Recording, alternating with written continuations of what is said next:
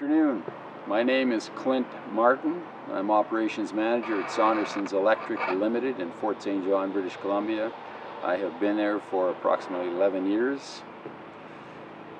And we employ 12 tradespeople and several people in our office. Okay, there are some challenges with hiring internationally, and one might be somewhat of a language barrier depending on where you're hiring from. We haven't experienced a lot of that. Then there's the fact that it costs them a lot of money to get here, and so in response to that, we've been able to give them, free housing for a month, 2 months sometimes, just to get them on their feet till they've got a few paychecks under their belt. And then we've been able to, because we own a few properties, we've been able to give them subsidized housing, which in Fort St. John is a definite benefit because of the high price of rent.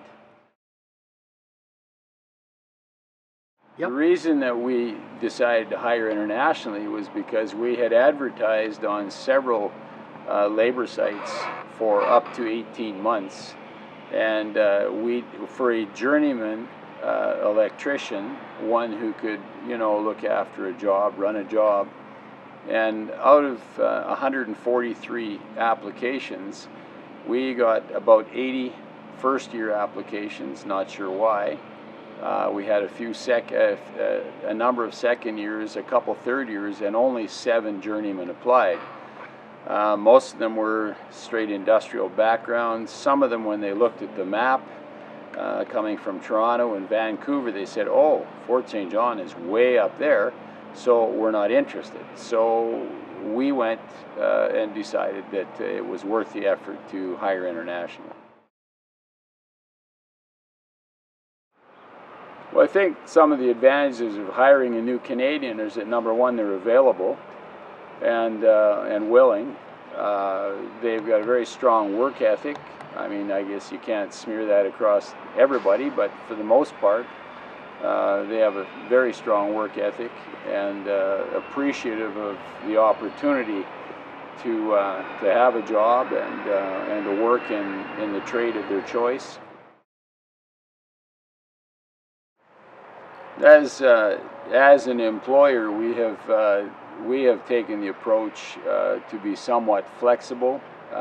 For one of our international employees, his wife was teaching music in the afternoon, and so we offered him apprenticeship program with flexible hours so that he could go home and she could go to work in the middle of the afternoon.